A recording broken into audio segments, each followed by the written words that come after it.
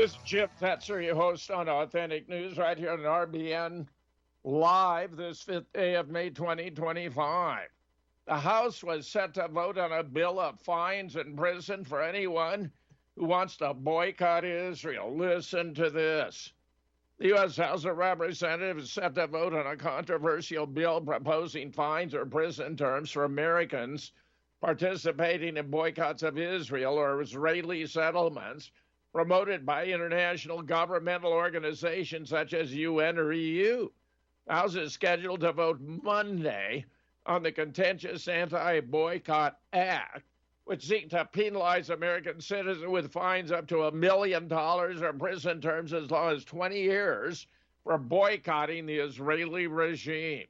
Sponsored by pro-Israeli Congressman Mike Lawler and Josh Gottenheim, the bill will broaden the U.S. anti-boycott law by targeting voluntary, values-based political actions undertaken by American citizens. The underlying objective is to shield the Israeli regime from non-violent international pressure campaigns, notably the boycott, divestment, and sanctions movement. Rights groups warn the legislation will criminalize constitutionally protected political expression. The move, according to rights groups, is part of a broader push by the U.S. government to suppress opposition to Israeli genocide, apartheid, and illegal settlement expansion under the guise of fighting anti-Semitism. Well, guess what? The bill has been pulled. Here, GOP defends right to boycott Israel. I don't know. Seemed to me Trump was very much behind this, so it's other members of the party who are opposing it. An amendment to the Anti-Boycott Act of 2018, H.R. 867, was pulled from a Monday scheduled vote in the House. Marjorie Taylor Greene announced Sunday evening, after initial news about the vote drew mass opposition across X over the weekend. From across the political spectrum, Republicans, Democrats, and Libertarians alike voice their opposition to the Intergovernmental Organization, or 100 IGO Anti-Boycott Act, waging concern that it stands as an affront to the First Amendment by compelling speech and business transactions. On Sunday, Green posted that she'd be voting no. It's my job to defend Americans' right to buy or boycott whatever they choose without the government harshly fining them or imprisoning them. What I don't understand is why we're voting on a bill on behalf of other countries and not the president's executive orders that are for our country. Later, Green announced a bill had been pulled. Thomas Massie also commented, H.R. 867 has apparently been pulled from the schedule for this week. Thank you for your vocal opposition on this platform. It was a ridiculous bill. Our leadership should have never scheduled for a vote. Yes, I could not agree more. Never have scheduled for a vote.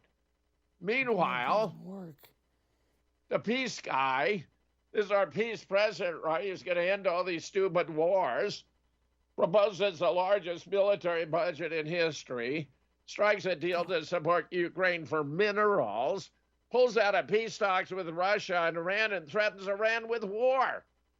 Who is this guy? It doesn't seem to matter who you pick as president. Even the guy who claims he's going to be all about stopping wars, all you get is more. Today, President Trump presented the largest military budget request in the history of the nation, $1.32 trillion. Wasn't long ago such an amount was greater than the entire national budget. At the same time, Trump revealed today his interest in parlaying between Russia and Ukraine was all about energy and other mineral rights. He just signed a deal to split equal halves of Ukraine's mineral rights between the U.S. and Kiev in exchange for U.S. protection.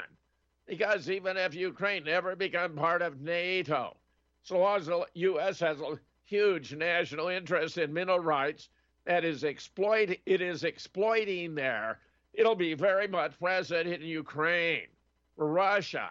That means blowing up. Ukraine risks blowing up U.S. operations, putting Russia directly into a war confrontation with the U.S. I can't begin to tell you how bad this is, how stupid. The combination of the Ukraine deal and the gargantuan military budget increase means the U.S. taxpayer is on the hook to protect the licensed mineral rights of U.S. companies who will be working the dirt in Ukraine. Could be a good deal for U.S. financially, except that war costs could also be endless. They won't be paid just by the people benefiting from the mineral rights, but by the average citizen. We may sometime all find ourselves in a nuclear confrontation, a kind Trump loyalists kept saying Biden was risking and he would protect us from. I am incensed. Bad, bad, bad. Meanwhile, alert. War signal, all peace talks have collapsed at the same time. So we got a report here. Let's check it out. Listen to what I have to say, because we have now entered incredibly dangerous, uncharted waters. It's happened. What I've been warning about for the last 6 months has finally happened. Peace talks between all global superpowers have completely collapsed, and you're not hearing a thing about it on the news. Have you noticed that the trade war has ramped up and the markets are still rallying for some odd reason? Have you noticed that in the last 48 hours, the State Department has said that they're no longer going to attempt to mediate talks between the Ukrainians and the Russians, which is essentially the United States saying, hey, we're no longer going to negotiate with the Russians, because everybody knows that Ukraine is just a proxy for the U.S. We've also seen the complete and utter collapse of the Iranian talks with the United States over nuclear power and fissile material that they could potentially use to build a bomb. They've completely collapsed after Pete Hegseth, for some impromptu reason, we are told, decided to basically levy a death threat against the entire country in the nuclear form. Guys, we're in a place where if it wasn't so starkly contrasted by the complete oblivion of the masses, maybe it would be more palatable. But it's just surreal that we are now at a point where that facade of deference between Trump and Vladimir Putin has completely crumbled. They're not even buddies now for public face. Do you realize that? And some statements made by Trump, the Russians found incredibly insulting with respect to Victory Day that I'm going to talk about in just a moment. It's not really stolen valor, but it's very, very close. Okay, and we're going to see things escalate in an exponential way, I would say, from this point forward, because the United States is continuing to arm Ukraine covertly via this mineral deal, which is really just a cover for Lend-Lease, which is going to permit the Ukrainians to borrow weapons from the United States, and I think a lot of it's going to go undeclared. I think the fog of war is about to descend in Ukraine. You see, throughout the last 3 years, while the West was declaring what they were providing Ukraine, that was when they were still on talking terms. Because think about it. If you're in a war, why would you ever tell the other side what you're sending your allies? There's no need to tell, the world what NATO is sending to Ukraine. They didn't have to do that. They did that to signal to Russia which rung of the escalatory ladder they were on. They're going to stop doing that now. Okay? And the reason why I was hopeful I wasn't, because I knew that this was all just bullshit, but the reason why most people were hopeful is they thought, okay, Trump, Witkoff, they're going to attempt, they're well-meaning, they're going to attempt to try to broker a deal. That has collapsed. There's nothing left after that. Okay, understand that. There's nothing left. So long as there was the prospect of some guy coming along and maybe engaging in some sort of consultation with the Russians to air their grievances and possibly work something out, we were in a place where, okay, things were bad, but there was potential off-ramp. I don't think there's any off-ramps at this point. Now, understand that at the time of making this video, the Kerch Bridge is under massive bombardment by Ukrainian drones. We don't know if there's been any actual successful hits, but we do know traffic has been stopped, and this, of course, is one of the biggest pieces of infrastructure in Russia, and of course has been one of the focal points, one of the landmarks of this conflict, and has been one of the primary targets of Ukraine. The biggest ever drone attack just happened today, a day after the United States brokered the phony baloney deal with the Ukrainians. The day after Mike Waltz, the fall guy, was given his walking papers so they can at least make it look like, hey, we're doing something. And, of course, the day after the peace talks were suspended, okay? And the only way that Ukraine can do that is with NATO guidance systems, with NATO ISR. So do you see where we're at right now? The fog of war is about to descend on the war in Ukraine and Russia, and the Cold War is about to ramp up in unimaginable ways. I think he's got it exactly right. I think Putin can see Trump. He had false hopes about Trump, that Trump was going to be reasonable, that he could actually work with Trump. This mineral deal, which means the U.S. is going to be there indefinitely, is something he has to abrogate. He has to go forward now. He has to take Ukraine now. To hell with that. Zelensky's been the problem. He thought Trump was going to help to solve it. Trump is not going to help to solve it. I think we can expect Putin is going to take very deliberate action, very aggressive action in short order. Meanwhile, the U.S. was talking peace with Russia. Let's talk about what is going even on as U.S. trained ops were killing Russian generals. And these supposed peace talks. So, whoever's going to Moscow to meet with, I think it's Witkoff, went to Moscow to meet with the Russian government, and they're going to talk about this peace plan and peace proposal that sounds suspiciously a lot like what U.S. Secretary of Defense Pete Hegseth laid out back in February. I hate to keep going back to that. And as this is going on, as a U.S. representative is being sent to Moscow, a car bomb killed a Russian general in Moscow. And I have talked about this for the last 3 years because even the Western media has admitted this over at least the last 2 years. And this is a New York Times article, The Spy War, how the CIA secretly helped Ukraine fight Putin. And it didn't start in 2022. It says for more than a decade. So we're talking about from 2014 onward. The United States has nurtured a secret intelligence partnership with Ukraine that is now critical for both countries in countering Russia. And basically what this article describes, and we've gone over this many, many times, is how the U.S. didn't just politically capture Ukraine in Kiev, installing a client regime, hand-picked client regime into power, which includes people like Zelensky and his inner circle. They also institutionally captured Ukraine's military and intelligence networks. I think that's all right. And, the United States has been acting in a duplicitous fashion. I think Trump has now got to be convinced that he cannot trust the West. He cannot trust Trump.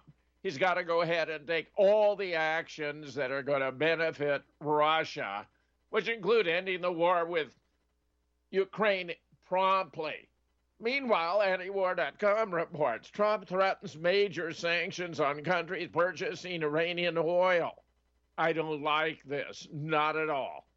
Trump Thursday threatened major sanctions on any country purchasing Iranian oil as he continues to wrap up the maximum pressure campaign against Tehran.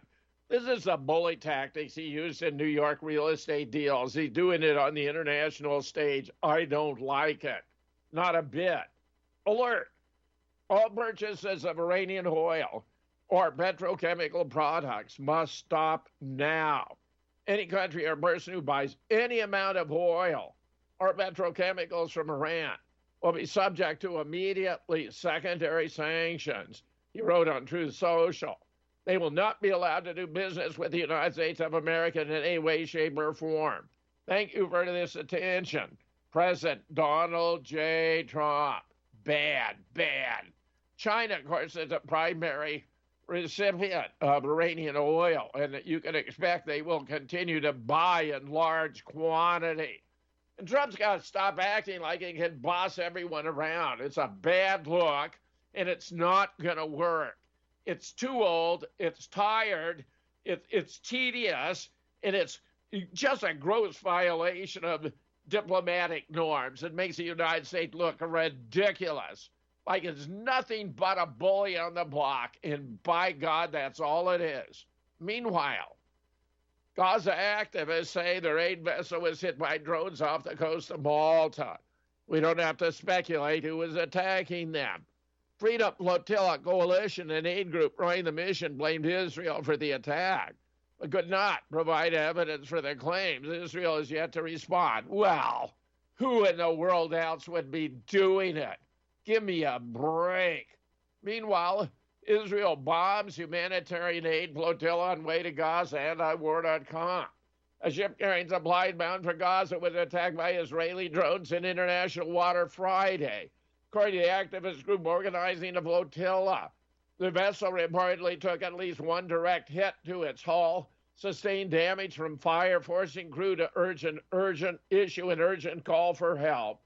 Organizer with Freedom Flotilla Coalition said one of their vessels was attacked by an unidentified drone in the early hours of Friday morning, noting the ship was not far off the coast of Malta when it was hit.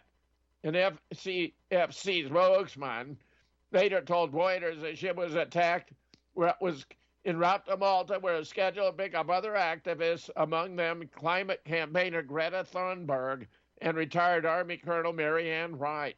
The groups had to arrange the aid shipment under a media blackout to avoid any potential sabotage, but of course, they got it. Meanwhile, here we have Kevin Barrett talking about the attack with Charlotte Cates. This is actually on Press TV. Hello and welcome to Spotlight. Israel blockade on Gaza knows no borders as a civilian aid ship bound for Gaza has been hit by Israeli drone strikes in international waters off of Malta. Outrage is growing as activists and human rights organizations have slammed the attack, calling it a grave violation of international law, marking yet another violent escalation in Israel's long-standing campaign to block humanitarian missions from reaching Gaza. Kevin's doing a great job with all of this. Meanwhile, Candace shreds Rabbi Shmuley's arguments on Israel and anti-Semitism. Video unavailable. Yeah, when Candace speaks, they block, they ban. Here's another. Video unavailable. Candace explained Piers Morgan's Israeli bias. Yes. Here's Tucker unloading on Ben Shapiro. Earlier this month, Tucker Carlson tweeted the following. He says, whatever you think of tariffs, it's clear that now is the worst possible time for the United States to participate in a military strike on Iran. We can't afford it. Thousands of Americans would die. We'd lose the war that follows. Nothing would be more.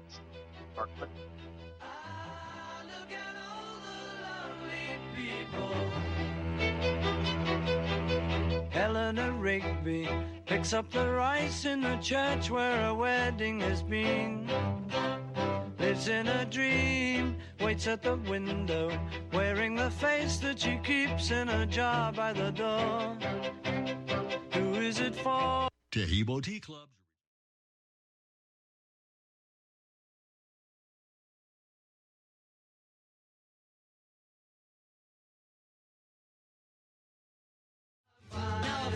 Change my mind and open up the doors.